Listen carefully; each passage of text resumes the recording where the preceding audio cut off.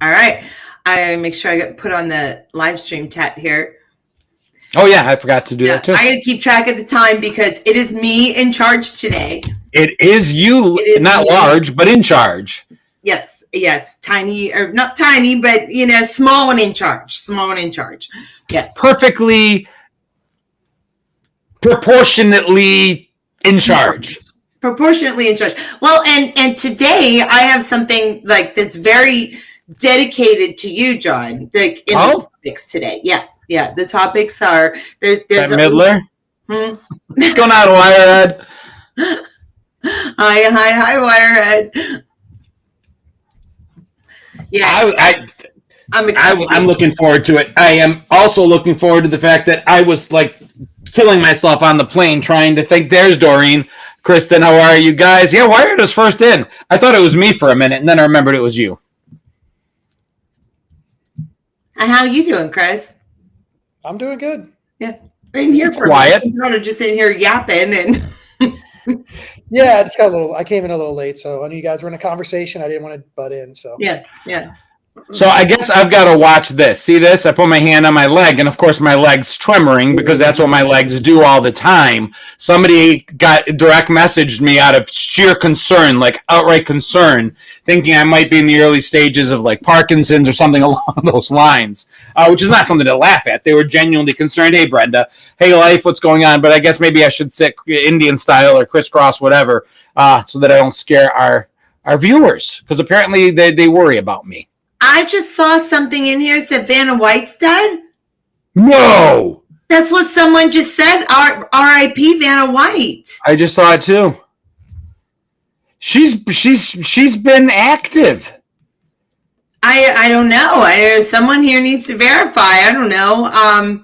Well, I can't imagine anyone would just randomly. Wirehead didn't know.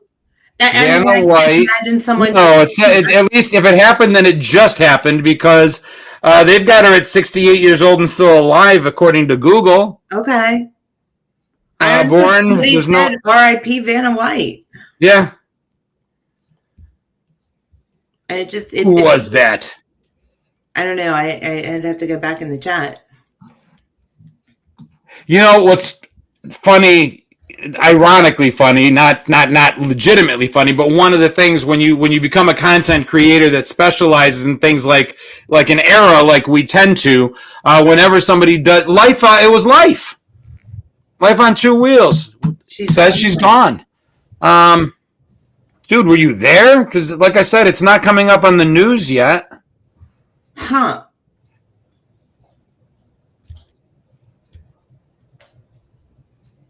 Oh, do you mean R.I.P. as in she's left the show? Because I see that. Oh, okay. No, he's saying just happened today. Okay, well, I mean, maybe within the hour, while we're on here, we'll find out something. I would think that would be something that would be. It amazes me how fast it usually, the R.I.P. things pop up instantly. Yeah. But all I'm seeing on the news is who will replace Vanna White on Wheel of Fortune. Okay. She's so iconic. She's so iconic. And our topic today is not Wheel of Fortune, but if it is her, if there's something going on, or even if she just quit the show, I think one of the things I loved about Wheel of Fortune back in the day when they used to shop for stuff. Do you remember? Oh, that was mine. They would shop for a car. They would shop for this. They had price tags on it, and people would be like, yeah. And it was always overpriced. Yes. And at the end, they're like, "And I'll take the rest in a gift certificate." And I'm always wondering, what is that? Yeah. Because if you can take it, I'll take it all in a gift certificate rather than pay you $10,000 for a grandfather clock. Yeah. Well, anyway, we better get into it so we don't, and we'll figure out what's going on with Vanna White. I know we're gonna let John here open up the show like he always does. It is me in charge today, and I got to keep track of this time. I keep looking over at it, and I'm like, okay, we're 5 minutes in, and I've got some very good topics today, and I'm gonna shell this in the very best way possible because at the end, I will give you a little clue here. What you think might be the connection may not be the connection, or it may be the connection. Red but there's herrings. more of a connection. So there you go. All right, so what are we talking about here? For you coming in new, welcome to the Three View Mirror, which is all about connections. You might have heard Shell just mention the word connections a few times. This is a weekly show where we talk about 3 specific topics relevant to the 70s, the 80s, the 90s, Gen X era, decades where we grew up. And although those topics may seem and often are pegged intentionally to seem completely random, the host each week knows something that nobody else does, and that there is a topic that runs through all 3 of those different topics and connects them together. And sometimes they're fairly obvious. Sometimes we think they're fairly obvious. And sometimes, well, you just have to watch to find out. My name is John Katrides, better known as Gen X Jono, across Facebook, Instagram, YouTube. You can find me at genxjono.com. And I'm joined by 2 of my friends, one of which is the host. The one that's not the host is author and celebrity Chris Clues. Chris, what's up, buddy? No, not celebrity, but author and keynote speaker. Yes, I am Chris Clues, better known as Chris Clues, and an author and speaker. I write and talk about the lessons that we can learn from 80s pop culture for leadership, life, teamwork, legacy. Speak to organizations all over the country and have 3 books on Amazon if you're interested. Sounds like a celebrity to me. And I am Rochelle O'Black, and better known sometimes as Gen X Shell, which you can see my moniker right up there. And I, like Chris, I am now going to be an author very shortly. I am working on my first book. I had always told Chris that I was going to do so, and he said, well, you know what, just do it. And so guess what? I'm about halfway there, so we're working on it. Awesome. That's my first time ever being a mentor. Yep. And I'm about 2 years in, and Chris has not gotten me to finish mine, but we'll see. I'm a difficult one. But there it is. Welcome to the Three View Mirror.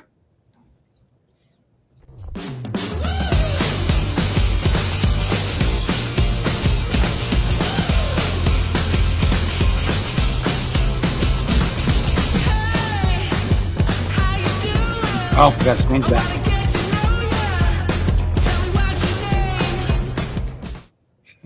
All right, Shell, the floor is yours. All right. And as always, if you are just joining us, like John always says, and you think you might know these connections, what do we say, John? Wait till the end. Shut your mouth. Shut your mouth. Remember, the journey is half the battle. It's the journey to get there. If you think you know the connection, we will ask for your opinion at the very end. So, without further ado, our 3 topics today are, and one of them is for John, number 1, A League of Their Own. Number 2, beaches.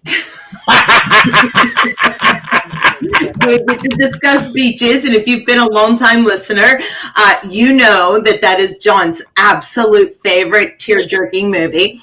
And number 3 is TV spin-offs. Okay. So, A League of Their Own, beaches, and TV spin-offs. So, I'm going to start off with A League of Their Own. Sure. All right, let's roll into it. What's your thoughts? Chris? I've never seen it. Really? Oh, dude, this is one you'll like. I mean, this is one you should see. Because there's a lot in it to like. The premise, and I know the story, and I've seen a lot of the scenes because it's a very popular movie, and I've seen a lot of the cut scenes and, know who's in it and can talk about that and, the baseball genre in general with Hollywood and how well they do it. But, yeah, I've never seen League of Their Own. God, and for me, it's one of those movies that every time it's on, because first of all, it really takes you through. The movie is really good, maybe the best movie I think that I've ever seen, that really takes you through this story arc and brings different characters in, and then they leave, and then somebody else is in, and now you're in this part of it, and it's a journey, and the actors they bring in, actors took small roles in this. It's a character-driven movie with a great script, a great story based in real life, and just an incredible cast. Yeah, Gina Davis, Madonna, as Life was saying in there, Tom Hanks. An absolutely amazing cast of people. I had a different a trio of topics here because my first thing was going to be about Madonna. And then Madonna's just so dang iconic. It's hard to make Madonna like a topic of something. Yeah, Vogue, whatever. It's hard to make her something because she's just too huge. Like she's like the #1 female recording artist ever, like of all time. And so I was like, oh, I forgot all about League of Their Own. Like that's a classic movie. And Chris, even you probably know the line spoken by Tom Hanks, very famous line. Do you know what it is? I'm assuming it's "There's no crying in baseball." There's no crying in baseball. Yeah. And I mean, listen, that's one thing, Hollywood, there are certain genres that they just do really, really well across the board. And baseball is just something that, baseball and Hollywood just kind of go together. Like sometimes some genres, they don't do so good, but baseball, they do really, really well. Mm-hmm. I agree. I'm just looking at the cast over, and the cast is phenomenal. Both big actors as well. John Lovitz. Madonna and Rosie O'Donnell and Gary Marshall and Tom Hanks and Gina Davis, and they like the big names that you expect to be tough. And then here comes John Lovitz in this small pivotal role. Mm-hmm. He's actually the one that finds the talent. He puts this group together. And there's a line in the movie that says, "We wouldn't have been here at all if not for you. You found us." But his part is, I love this movie. It's one that I forget is one of my favorite movies. And I love, like you said, Chris, baseball movies, Hollywood does ridiculously well. Yeah. I love Bull Durham. I love Major League. I'm crazy about Field of Dreams. And I love League of Their Own. The Natural, Sandlot. Yeah. Some of my favorites. Yeah. Well, it's America's Game. It's absolutely America's Game. And John Lovitz, I'll definitely watch it now because I love John Lovitz. And even when he's awesome in it, Chris. When he has like little side roles, like even in The Wedding Singer, he was only in The Wedding Singer for like 5 minutes, but it was like an awesome 5 minutes of the movie. So, and where John Lovitz was also on? What TV show? Come on, what connection do we have pretty much every week on this? Oh, Friends, of course. Okay, of course. I was like, what are you talking about? I was like, wait. He had played 2 different characters on Friends, actually. Someone says, was Squiggy in League of Their Own? I have no idea.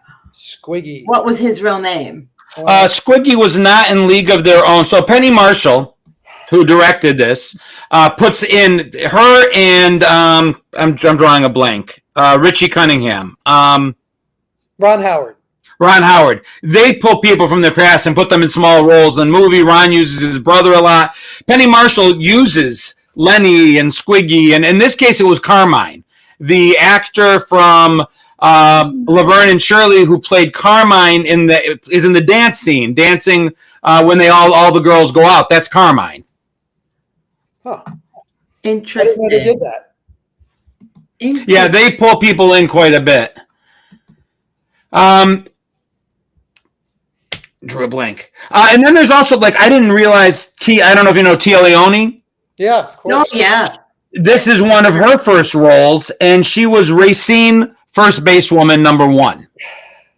Yeah, I know who she is. See, and I didn't look. I didn't sit there and like breathe over the. Yeah, I just always have fun seeing who started in a movie. And I'm like, I didn't know they were there. Like the best example is, I for some reason didn't realize that Bill Paxton was Hollywood.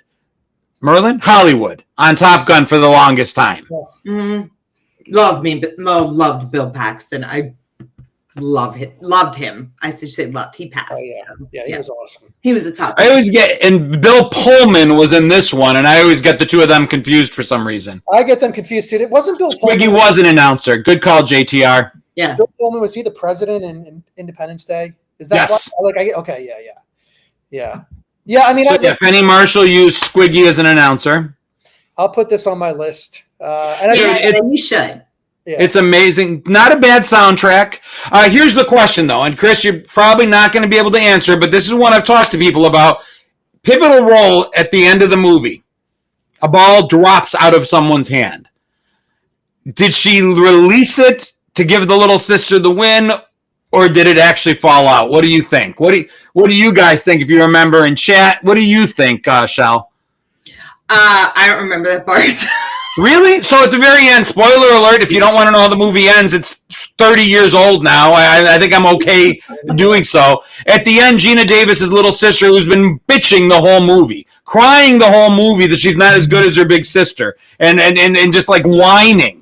It comes down to Gina Davis as the catcher and Lori Petty running in for the home run, and they collide in the World Series. And this is the game-winning home run, and Gina Davis falls, and the ball just drops out of her hand. And as a result of that, the whiner wins.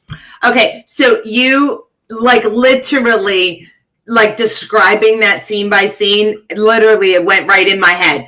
Sometimes we need that refresher after 30 years of having not seen something, because I didn't go back and watch this when I picked this as the topic. I knew the movie, you know what I mean? But I didn't remember exactly the ending, and I didn't watch it every single time it came on. Like, I haven't seen it in probably 30 years, you know? But as soon as you said that, I absolutely remembered that. We are 3-1 on released it to dropped it. Somebody reminds us that it's in the script. That would be Blister Bill. I think she released it. I don't think Lori Petty's character won fair and square. I don't think she could have knocked it out. I think she gave it to her, and to this day, that's the one thing in the movie that goes back to what we talked about. The late 80s, the 90s, giving us the ending we wanted. That was the happy ending. She didn't need baseball.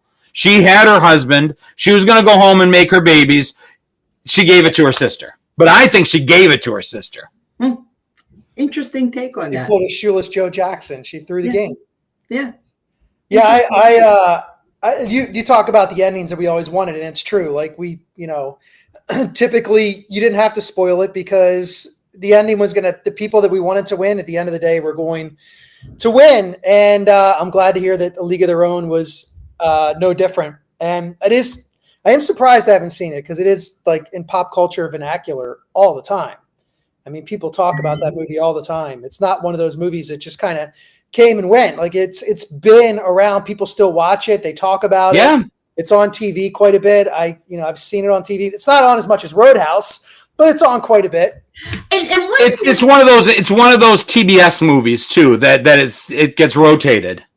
And I'm trying to think of like the year. It was 88? 92. 92. For League of Their Own? League of Their Own. Okay. I think it was the 90s, 91 or 92. Okay. Is that what it is, Sean? You have the. I'm going to wait for chat to get us because I was checking something else. Yeah. Because that's what I was trying to. You're right, Blister Bill. Correct. It was Tim Robbins that I kept meaning to say, and I said Bill Paxton. I'm messing up all over the place today. You got to forgive me because I'm just too tired. Yeah, I was traveling all weekend. League of Their Own's 92? League of Their Own was 92. I figured it's been about 30 years. Yeah. Yeah. That's the connection there. I'm thinking of, I think Beaches was, what the heck year was Beaches? Maybe I got to look at the 88. That's the one in my brain. That's 88. Yeah. I had the two of them together in my brain. And yeah, that one was 88. So. Wait, Doreen, were you asking about my bruise on my arm? Is that what you're saying? Or is that from the movie? What about that bruise? I'd be curious and keep going. I'm sure she'll answer. The other funny thing about the movie is I'm going to be politically correct, but it's still so they remade A League of Their Own in Netflix or Hulu. Somebody redid it more historically accurate as a series. The women that played the real Women's League Baseball weren't statuesquely, historically pretty girls like Gina Davis. They were by no means starlets. They really did need to be put in grace classes where they learned how to walk and they got makeovers because these were women that could play. Yeah. There's just no way around it. They were of a certain. And the point I'm making is it's so funny, the juxtaposition in the beginning of the movie, you see all these pretty girls. Then at the end, they actually show clips of the real women. And it's like, here's Betty Spaghetti in the movie. Here's Betty Spaghetti as she was.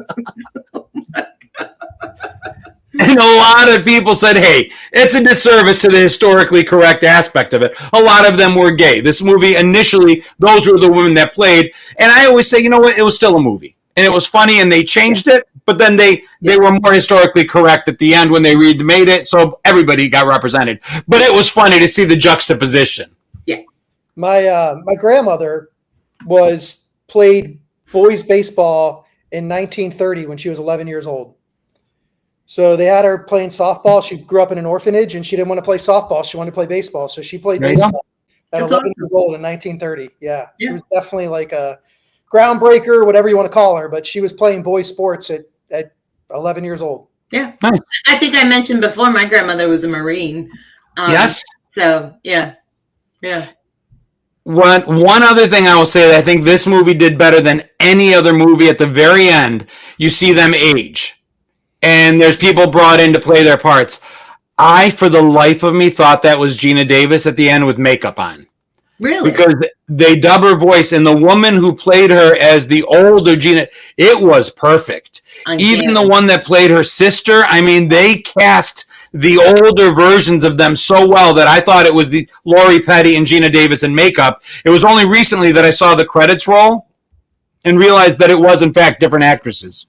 I am so surprised sometimes whenever they have, when they do that, when they have these younger actresses and the older versions, or even they go from child to middle age to older. And it's amazing what casting directors can do with that. So shout out to the casting directors. But keeping in time frame here, any other thoughts, final thoughts on A League of Their Own?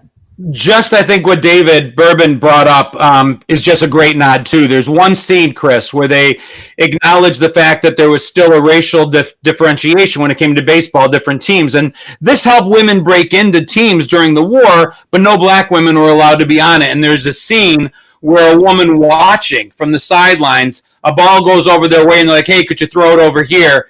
And she launches it past the cutoff person all the way in and just acknowledges it. And that was just a really, in a comedy, just a really, really, really powerful moment where it's like, all right, that was done well as well. Mm-hmm. Awesome. Yeah, you got to let us know. Thank you, Life. Okay, so and Chris, final thoughts on you just didn't see it, so when are you scheduled to see it? They've got great. There's obviously it's a great cast. Yeah. There's not really. I mean, this is one of those movies where we talk about movies that I bring up, and usually it's John who says, never seen it. And we're like, what? So this is my moment here where it's like, never seen it. We're like, what? Got to see it. So there's no excuse for me. Like, I have the excuse not to see Dirty Dancing. I don't have the excuse for League of Their Own. Fair enough. I'm envious of you that you haven't seen it. You'll enjoy it a lot. We'll be waiting on your report next week. All right. But we know, if I could transition over to the next topic of beaches, we know someone here has absolutely watched this ad nauseum over and over and over again. Because how did that become a thing? Favorite. I did not watch it ad nauseum over and over and over. To set the record straight, I was dragged kicking and screaming to see this movie. And my point is, why do primarily, stereotypically, women subject themselves to these types of movies? I had a lump in my throat the size of one of the baseballs they were throwing in topic number 1 throughout like half of this movie. It's horrible. The music, however, Bette Midler is a national treasure. Yes, the music, yes. I'll say I'm a big fan of. And yes, I might have seen Beaches once or twice since then, but it's just you get dragged in. Listen, Wind Beneath My Wings, that I think it won like an Academy Award or something. As it should. Yeah. John's like, he's about to cry just talking about the topic. It just, Wind Beneath My Wings was one of those songs that, like, when they had those like recording studios that you could choose a song. Do you remember those where you could like do the karaoke and then they give you the cassette tape? Like, I did one of those to Wind Beneath My Wings, you know, and I thought I was just all a singer. I'm glad I threw that tape away. There's no evidence of it, but I did that with Van Halen. Why Can't This Be Love? Yeah. And it was so bad. But the thing is, like, we did it at like King's Dominion when I was like 13. And what I didn't know was when you were in that studio and you had the headphones on, they were blaring it out to everybody there. And it was like, I mean, it was awful. And I got out. My sister was like 6. She was already making fun of me. And she's like, everybody heard you and you were terrible.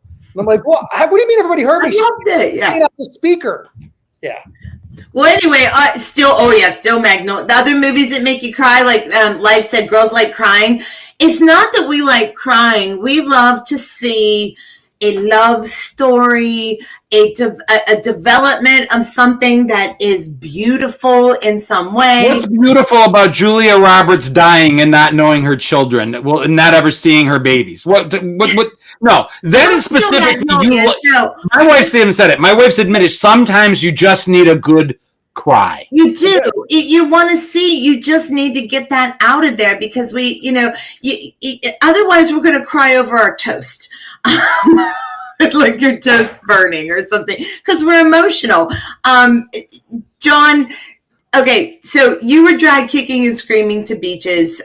We all know Mayim Bialik had a part in this. I thought she was amazing in this. It's a great movie. And Chris, you've seen it, right?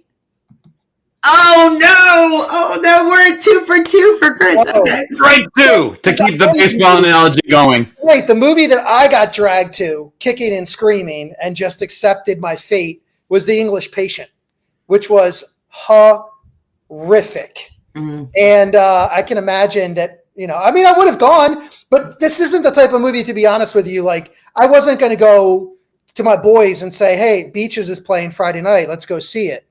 And I don't think a boy ever did. This was a date movie. It would have been a date movie. And this was 1988? Yeah, 1988. 88, yes. Yeah, so I was a senior in high school going into freshman in college. I mean, I don't think I was dating anybody at the time, so there would have been no reason for me. So my girlfriend when I was a senior in high school was a sophomore in college. And this is something she wanted to see, and I went. Now, I will say, at its core, it's a story about 2 friends. It happens to be 2 women, but it could just as easily be a story about 2 men. It's an amazing friendship. All joking aside, it's a well-written story. It's a story about 2 friends that meet as children, different stations in life, different personalities, completely different people. And even though life takes them in completely separate directions, it shows them from children as they go through their kids, their early marriages, all the way through to death for one of them. I mean, it is an amazing story with Chris, an amazing soundtrack. I mean, again, not our 80s type music selection, but an award-winning soundtrack nonetheless. It's not Less Than Zero soundtrack. Could you honestly, some of the things in a movie, they can be sad, but if you don't place the right music at exactly the right moment with something soul-crushing in the vibe of the music, will you cry? I don't know. Wind Beneath My Wings with Bette Midler was one of the things when she goes, oh, and I can't sing, but I love doing it. It literally, it's that moment that was so powerful. That, I think, is what made you cry. Can you have a good crying movie without a good crying song? I don't know. That's Beaches. Well, somebody brought up, listen, guys have their movies like that. Some of the people in the chat have admitted Brian's song, for one, is a guy's movie that is about life and death and friendship. And it's a true story. Brian Piccolo. So, there is, Deliverance is not a bromance. Well, squeal, little piggy. Boy meets boy. Boy squeals like a pig. Yeah. Boy gets an arrow shoved through his neck. I don't know. The Deer Hunter somebody mentioned, we definitely have movies that are like Top Gun. Well, Top Gun. Yeah, but Top Gun, yes, but I feel like Top Gun was made for men and women. There was a little bit of everything in there for both men. Yeah. But yeah, that's definitely. Listen, I cried during Rocky, so that was my kind of guy movie that has the story and the arc, these arcs that you're talking about with Beaches, and I will watch it if I'm with somebody at that time, but I am not it's on it's Soul.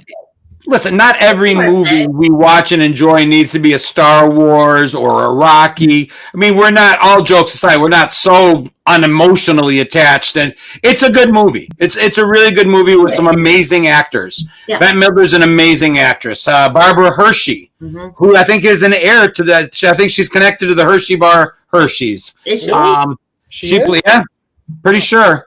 Jeez, okay. Somebody who's working that didn't need to work. A little bit of a head start. It's good. Yeah, I mean, I'm guessing. I mean, I'm not guessing. I think I've heard it, but I could be completely wrong because a minute ago I thought Bill Paxton was in, and it wasn't. It was the other baseball still on my head. It was what's his face from Bull Durham. Yeah, I don't know. I'd have to go read about Barbara Hershey, but I had no idea about that. But I mean, she's been around for a long time. She's not one of those people who you bring her up as a household name sometimes, but she's been around for a very long time. Okay, I was wrong. Wait, say. I'm sorry, I didn't hear you. Cut out for a second. I was less than accurate. What? Nothing. So I did see. Can you repeat that for my? Her real name is Herstein, but she thought it sounded too Jewish, which apparently Bette Midler didn't. They all changed their names, and she went to Hershey and didn't like that. So she never liked her last name as Hershey. She wanted to change it back to Herstein. No relation whatsoever to the chocolate bar. All right. We'll see. So wait, I will admit, I did see Fried Green Tomatoes. So is Right. Fried Tomatoes kind of in the same beaches? Is that like Yeah. the same universe type of thing? Absolutely. Okay. What that comment you just put up there, John, it's very, I like that one. If you didn't get a chance to read that one, it said that, we all thought that we were invincible when we were younger, and we see that movement of friendship from way, way, way back then. And then, going through life and divorce and children and friendship and just the different chapters of your life. And then the ending chapters. And, someone said we're going through some of that right now, looking at loved ones and things. And it's that's like the soundtrack of life, and it's a scary place to be, but it's also like I don't know, life comes full circle sometime, and I don't know. That's And we lose people when we don't think we'll lose them. I mean, Barbara Hershey's character had a young daughter. Yeah. She was in a good place in her life. Yeah. My college roommate, one of my closest friends in my entire life, lost him. God, it's been over 13, 14 years now. 2 young kids. He was in his 40s, heading home from work in New York, and just literally dropped dead on the platform in front of the subway. Wasn't feeling well, and that's it. Boom, gone. You don't know when it's going to take you. Chris had someone like that as well. I know that. My 2 best friends. Yeah. Oh, The 2. three- I didn't realize. Yeah, the 3 of us from the time we were 6 years old together everywhere. Everybody called us the Oreo cookie because they were black and I'm white, and we went everywhere together, and I was always in the middle. So that was just like what everybody called us growing up. And the one guy's name was Chris, so it was Black Chris and White Chris. Oh, my God. Could you even say that today? No, I mean that was who we were. I mean, I'm saying the Oreo cookie, but that was what I mean. That was who we were. Like that. I'm not saying there's a problem with it at all. We just talk about things like that sometimes. So yeah, one Chris passed. Do you ever wonder why, like when you way off track, and we'll get unheavy in a second, but I always wonder in my head when I see my friend Keith passed, when I see my friend Jimmy that I graduated with died years and years ago, when so many people around me, and I'm like, I do things like go and look what was their last Facebook post. Did they see it coming? Why am I still here and they're not? Like that, it's so. It boggles my mind. I'm not making any sense. I know. I don't know how to articulate what I'm feeling. No. Yeah. No. I think everybody here watching a Gen X era show gets it, even though you can't spit it out. Johnson and Johnson from Die Hard. Yes, Jose, that was me and Chris. Johnson and Johnson from Die Hard. That's actually perfect. Yeah, Chris died at 23 and Dexter at 38, and those are the 2 guys I thought I was going to be on the porch with when we were old, just reminiscing about everything, drinking Mad Dog 2020. Yeah. And that's what these movies survive on, because it brings that relatability. changes the faces and the story a little bit, but we see it on the big screen. And as we get older and have life experience, at 88, this movie is a much different thing than it is in 2025. In 1988, I focused on them as little kids and remembered me running around with my little friends at the time. Mm-hmm. You know, I had cottage friends. I grew up on the lake, so we had friends that only came around. Brian Clark, one of my best friends, only saw him in the summer because his family would come to Port Bay, a little bay off the lake, and they had a cottage that they only were there in the summers. So those are my cottage friends. Mm-hmm. That's like what they had. Cece's friend would come to the boardwalk for the summers. So that's what I focus on now. Much more towards the end of that story is where it hits. Speaking of boardwalk, that's how the two friends met in Beaches, correct? Under the boardwalk on a beach boardwalk. Yeah. I just want to point out, well done, Kylie. If you go back up in the comments, that's awesome, Kylie. You are definitely a fighter for sure. And she mentioned that she has brain and lung cancer, and 4 to 6 months, 5 years later, you are definitely a fighter. That is well done. Very good. Awesome. Yes. God bless. God bless. Yes. And listen, the definition, and not to in any way point any fallacies in what you said, Chris, but it's like I always say that they all fight. Some are just blessed to win. You know, the people that lose the fight were fighters too. Mm-hmm. It's just, I don't know. It's to somebody else's point. Something's picking the winners and losers, and we just have to be so fortunate when we're on the one side and not the other. Yeah, that's awesome. Well, the Sandlot, Jose the Sandlot. You know, I wanted to mention earlier before we got into all of our friends that have died. There's the Jim Carroll song. These are people who have died. It's starting to remind me of that song. If you ever heard that song, it's a Jim Carroll, the punk rock. I guess he was like punk rock, but there's a song called "These Are People Who Have Died." You should look it up. It's a good song. But anyway.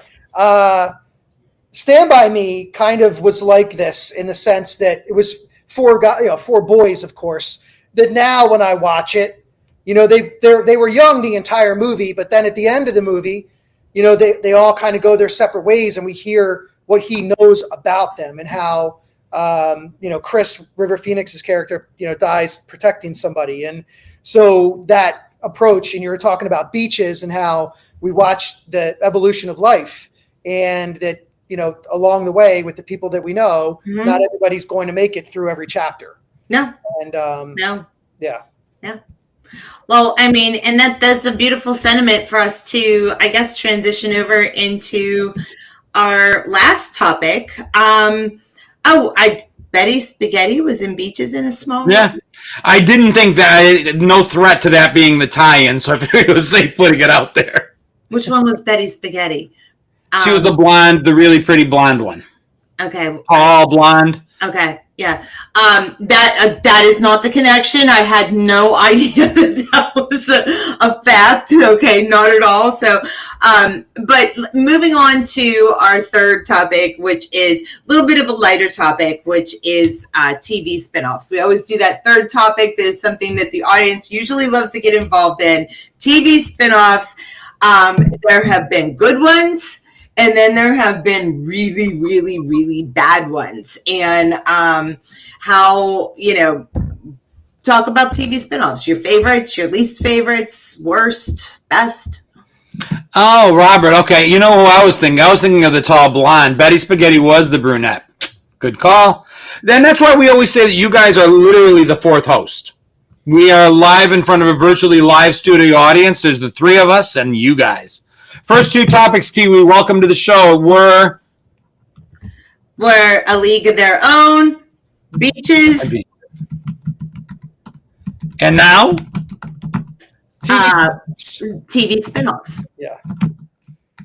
So listen, I mean, I'll say that surprisingly, because I always talk, we here at Gen X, we're talking about 70s and 80s spinoffs and everything, but I'll tell you, like, a really good spinoff recently was Young Sheldon. If you watched The Big Bang Theory, they did a great job with that spinoff. And I was really impressed because I didn't watch it, kind of was on, and I started seeing the repeats and really enjoyed it. It was one of the few shows that did a really good job with the spinoff. Agreed. Right?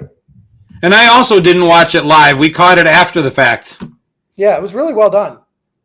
Fun. Yeah, Buyer had mentioned the Jeffersons, but that was one I from All in the Family. Cheers had Frasier, of course, as a spinoff. Yeah. Yeah. And the Tortellis too. So talk about good ones and bad ones. That one show had the best examples of both. Frasier, that went on to win Emmys and did phenomenally well, and then the Tortellis. I do not even recall the Tortellis. I don't even know. What is that? Was that Did Lilith get a show too? At one I don't point? remember Lilith getting a show. The Tortellis was a thing. I think it lasted. Well, I'll let you know exactly how it lasted. But Yeah. it was with what's her name? It's the blonde ditzy one, and then the gruff guy. It was a 1987 sitcom. It lasted one season. Final episode date was May 12th, 1987. So it ran from January to May. Wow. I didn't even know that it even happened. Loretta. It was Loretta Tortelli. Do not remember that. Yeah. No, and for good reason, I guess. I mean, Yeah, no, it was god awful. like bad. Wow. Yeah. But that's the Tortellis. Yeah. Yeah. Well, Well, somebody mentioned Benson. I didn't know Benson was from Soap, and I love Benson. I Yep. love Benson. Robert Guillaume. I loved him. Like that was one of those shows that just like I wish they have reruns of it because Mhm. it's like comfort food. Like he just was very like made you feel very comfortable and like just I wish that show was on. Yeah, Friends had a bad one. Joe. Mhm. Yeah, I think I remember the Friends one. I actually do. There's Better Call Saul. Oh, that was great. But that was an excellent one. That was a more modern one. Yeah, that was a great Happy one. Days had a few people are saying. Yeah, Happy Days was a king of it. It had probably about 6. Yeah. Some succeeded. Mork and Mindy, Laverne and Shirley. Others not so much. Wait a minute. The actress from Young Sheldon, who was also in Northern Exposure, died the day before Loretta Swit. The Ropers. Somebody mentioned the Ropers. Ropers. I remember that one actually. There was another one too off of Three's Company, wasn't there? Besides the Three's a Crowd. Three's So a after Three's Company ended, Yeah. it's Jack, his wife, and then her father. Yeah. Which a good idea in a sense, because you're taking Jack and putting him in now to a different role. It just didn't work. Yeah. Joey couldn't work because Friends was this huge ensemble like success story, and to pull him out of it, put him in it was doomed to begin with. Yeah. And everybody was just waiting for the other actors to come in and support it, and they couldn't. It had to do it on its own. If the Friends kept popping in every other week, it would have stayed Friends. Yeah. If they would have, if the Brady Bunch was today, they would have tried to do spin-offs of each one of the characters, and they probably would have been like super dark shows with all their life issues. But they did have spin-offs. They had the Christmas specials and like maybe they didn't have series specials as I recall. They did. Well, so they had a backdoor pilot, which was a scene where these kids like run away from home and they show up at the Brady house. And that was like they brought it in as so that didn't work. They had the cartoon was a spinoff, the Brady Kids, which was on Saturday mornings with all their voices. Yeah. There was in the 90s a spinoff, a reboot of the Brady Bunch with the original cast that did horribly. And there was the Brady Bunch variety show in the late 70s. And then finally there were the Brady Wives, which was just Marcia and Jan as a spinoff with them doing it. So there was a lot. We talked about Saved by the Bell one other time too, and Saved by the Bell had its own spin-offs as well. Like you could just keep on naming, I think, a lot of these like there's a lot of people naming Fuller House. Yes, wasn't that a thing? Fuller House? Yeah, fairly recently. Yeah. Which different was Facts of Life, correct? Yeah, because Mrs. Garrett started on as Life is Saying on Different Strokes. Yeah. Remember Molly Ringwald in the first season of Facts of Life? No, I do not. Really? No. Yeah, she got booted. She got the axe from there, but she was in the first season. Huh. Very young. You know what the greatest spinoff of all time was? What? Scrappy Doo. I will argue. No. Nope. I love Scrappy Doo. Law and Order. Yes, Life. That's exactly it. I don't remember. That's the backdoor pilot. They brought in, there was one of the kids that came into the house, was a Chinese kid, one was a black kid, and they tried to do it. It's always trying to catch lightning in a bottle, and it's always, they're like, okay, we've got this show, and even speaking of Brady Bunch, and I know Wirehead said Bionic Woman and $6 Million Man, Christopher Knight, who played Peter Brady in the Brady Bunch, was in a backdoor pilot episode of The Bionic Woman where they introduced Max the Bionic Dog. And that was supposed to spin off into a show starring Christopher Knight and the dog. Is that all you do, John? Is just sit around and read this stuff? Because That's what I do for a living. And I love the Bionic Man. I'm complimenting you. $6 Million Man and Bionic Woman is kind of my jam. Well, I'm complimenting you because I'm like sitting here and I'm like, whoa, I bet you I'm just not as prepared for this as I even thought, because I would never know that. Oh, yeah, Saved by the Bell did have the new class, too. I forgot about that. Right. Yeah. In the college years. Yeah. Yeah. Everybody hated Scrappy Doo apparently in the chat, John. So you're Dude, he was the Oliver, speaking of Brady Bunch, to keep that analogy going, he was like the animated dog version of Oliver. I know we're missing some. All in the Family. Yeah. Yeah. Not only the Jeffersons, All in the Family did the Jeffersons, it did Archie Bunker's Place, and I think Gloria. Was that the one with the daughter? Gloria had her own show. Sally Struthers. Sally Struthers, yeah. Who I can't see Sally Struthers except in like the Feed the World commercials, those ones like that. That's what she did there for a lot of years. She also did if you'd like a career in and she listed off all the jobs you could do through correspondence school, which was a thing. Correspondence courses, yeah. Brenda reminds us the 80s show is a spinoff of the 70s shows, and then even though the 80s show did very poorly, they spun off the 90s show as well for a little bit. I was just going to ask about Good Times if it had a spinoff, and somebody mentioned Maude and Good Times were connected. Maude. So yes, yeah. The actress was Maude's maid in Maude, and then got spun off as the mother on Good Times. Same character. Oh, really? Okay, all right. Good Times is one of my favorites. Yep. ER had a lot of ones too. They had ER did? Well, it had not ER. Grey's Anatomy had the one that went off with the wife. At one point. No. Yeah, the wife of Is that right? Wait, no. Perfect Strangers. Okay, I want to hear the definition behind that. Bourbon Basement, explain how Perfect Strangers was a spinoff. Was Family Matters a spinoff of Perfect Strangers? That I need to know. Oh, no, because of the actor, the dad. It's something to do with the dad. I heard the dad on Family Matters. What's his face? Reginald Vell Johnson? Yes. So it had something to do with him. He's not wrong. I wrote in Perfect Stranger spinoff is Family Matters. Yeah. What? Yeah. Perfect Strangers received a spinoff series, the long-running family sitcom Family Matters. Yeah. Oh, wow. Okay. Policeman Carl Winslow is the connection, I guess. Yeah. Yeah. Carl. I mean, there's so many of these things where you're Hey, good job, buddy. Yeah. So let me throw a question out there. Yeah. Greatest spinoff out of all the ones we've talked about. Like, just honestly, like the best spinoff, and it doesn't have to be the one that won the most awards, but the one that you would say, like, just hands down. For me? The original or a rival.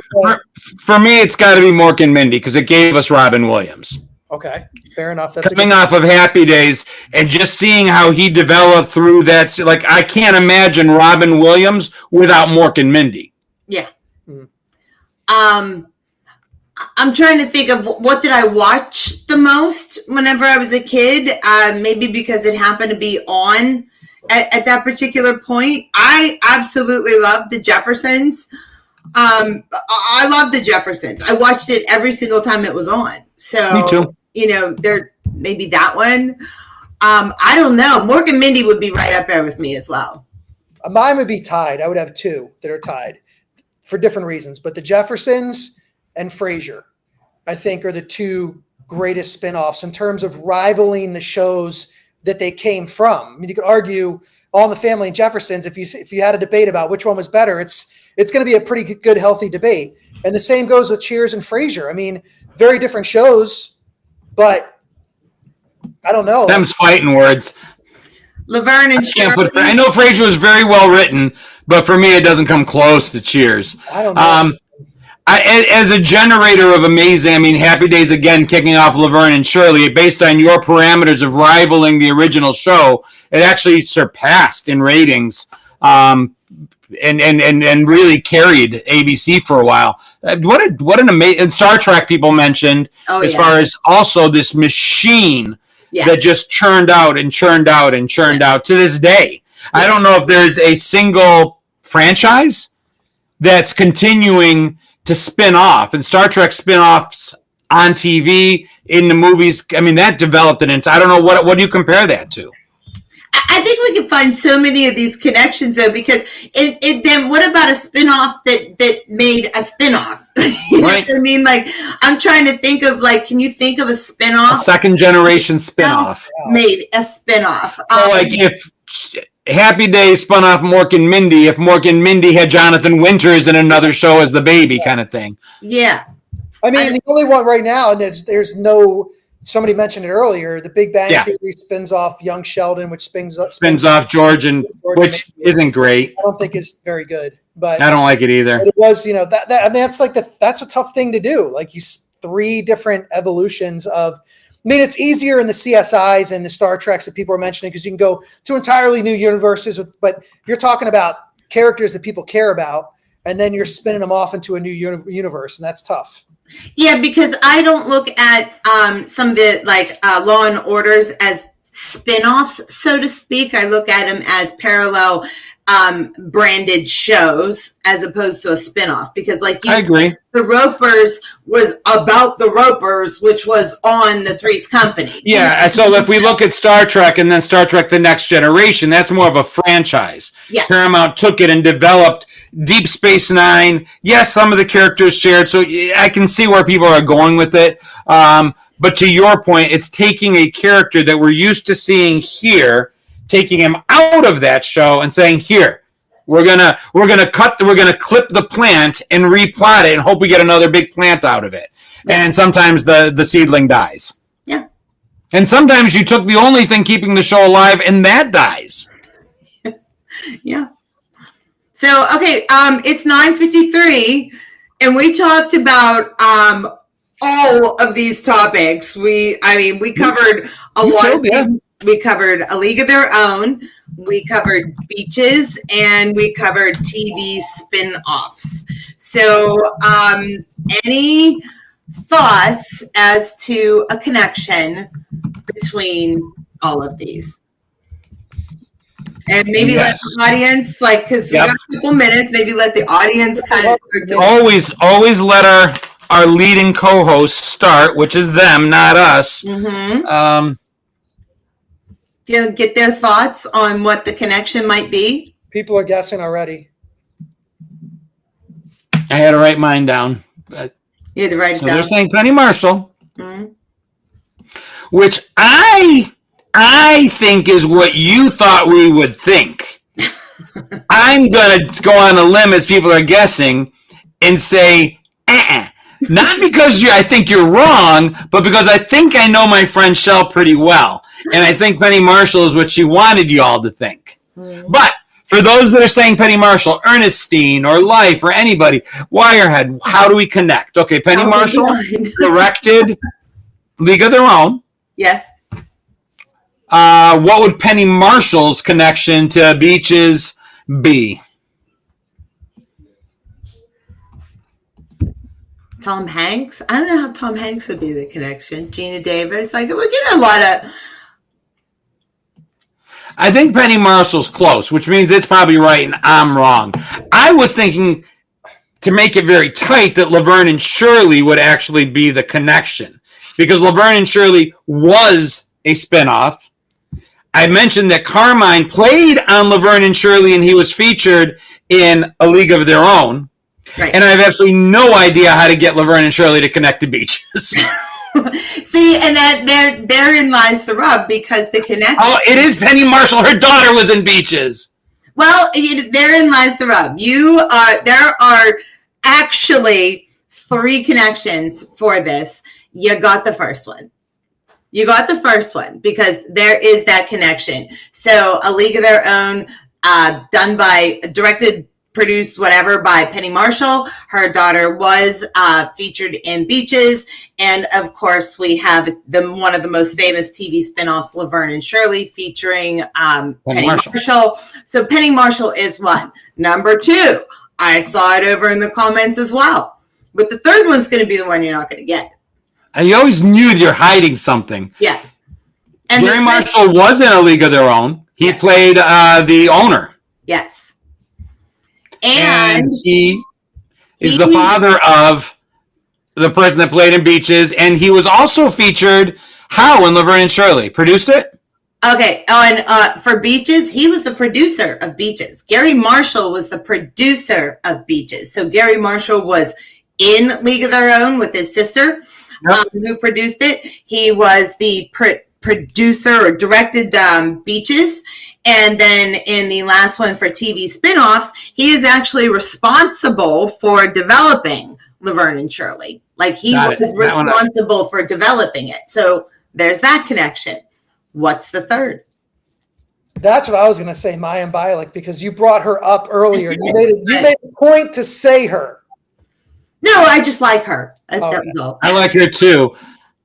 But I don't know that she spun off. She wasn't in the spin-off. Yeah, she was in that's right. She didn't spin off. Mm-hmm. She didn't spin off. This is fun. Hold on. There's a third one. There's a third one. And you've all mentioned it. You really did. You all mentioned it. You all talked about it. We've beat around the bush about it. It is there. Because I figured someone would get Penny and Gary. So those are the half point kind of things. And they were so easy that I'm like, that can't be it. There's got to be something else. Mm-hmm. But they are connected. All 3 make a very good guess. Yeah. Mork and Mindy is also, Andrew, what I was trying to get to. It's spun off a lot. It's a spin-off. Mm-hmm. Pam Dauber, Robin Williams. Nope. I can't get there. All right. So are you ready? Yeah. Yeah. Okay.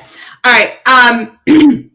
You mentioned Tracy Reiner several times. Everyone did. You talked about Tracy Reiner, who is Penny Marshall's daughter and Gary Marshall's, of course, niece, because that is his sister.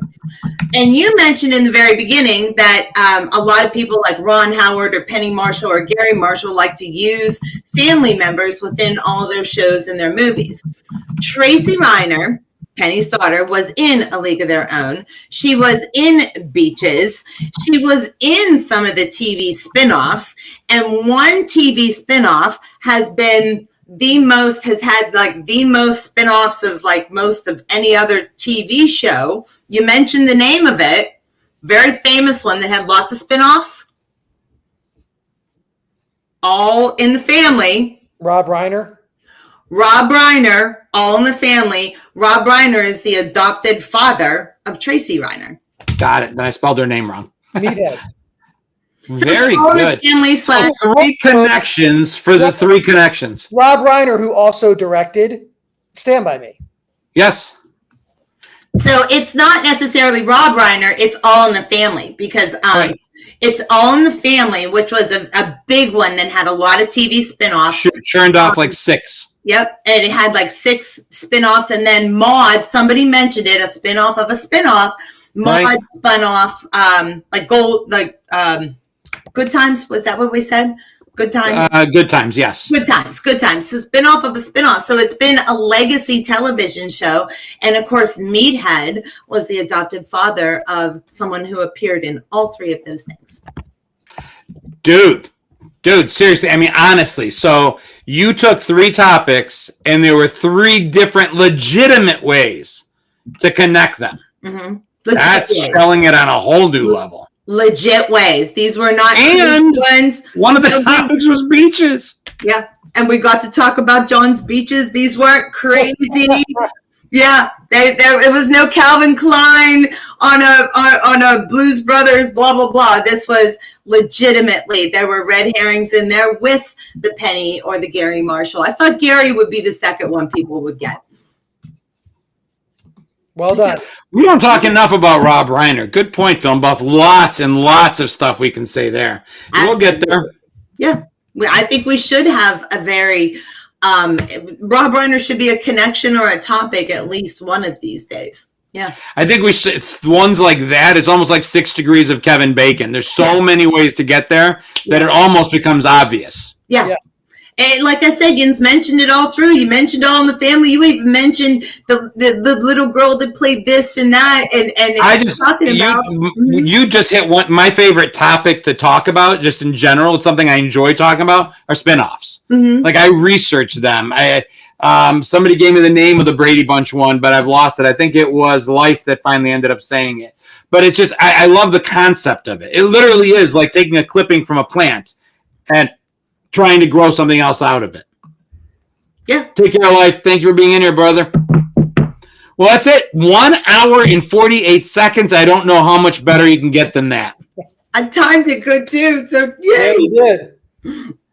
Well, listen, that's how it's done. If you guys are watching this in replay and you made it all the way through the show, I hope you enjoyed it. Join us next time live. We do this live every week, Monday night at 9 p.m. Eastern time. Next week, I'm hosting. And if you're wondering what I'm going to talk about, I'll give you a clue. I don't know, and I won't know until about 8:57 next Monday. So bring a friend next time. Let's see if we can get the chat up even higher. I say that all the time, but truly, guys, Kelly's kids. Thank you, Robert. Let's see what we can do to get this growing, get this bigger, get this churning. I love that it's this closely guarded, really cool, tight-knit group and a little secret. But it'd be fun to have this thing be big enough that we can actually take it to a town near you and film it live. And that's the goal, but we're nowhere near it until we can get our numbers up. So if it sounds like I'm asking for your help, I am. I just thought of another connection. Tracy Reiner was – no. This has nothing to do with beaches. Tracy Reiner was in Apollo 13 with Tom Hanks. And Kevin Bacon. Yeah, and League of Their Own. So, yeah. See, there's just so many ways. 6 degrees. I'm shaking again. Yeah, I don't know if you were in the chat when it's happened. People have emailed. Thank you, Kevin. Somebody did give me. I've got the start of a really good topic. My last 3 topics have stemmed from emails, and next week's probably will too because I like where it's going. But we'll see. Anytime you guys want, Chris, you have a link tree, right? Or is it just Chris Clues at chrisclues.com? It's Chris at chrisclues.com. And Shell? I have one. Yeah.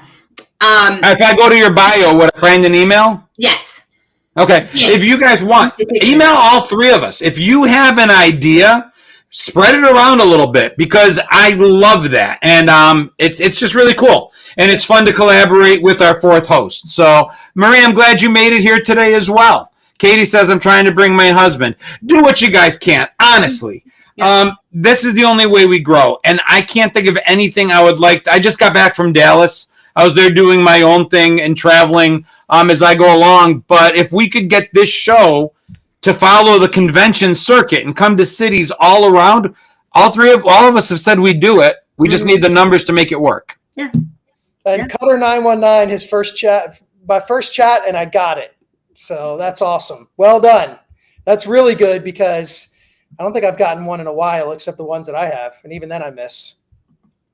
Well, you started off badly and then you went on a streak where you were like knocking them down left and right. Yeah, now I'm blanking lately. So listen, it's about the journey. It's about the shows we talk about and the things we talk about along the way. Yep. Appreciate you, Linda. Thank you so much. Well, that's it, guys. Be back here again next week. Same bad time, same bad channel. Monday, 9 p.m. Eastern time. As I said, bring a friend. Stay rad, everybody.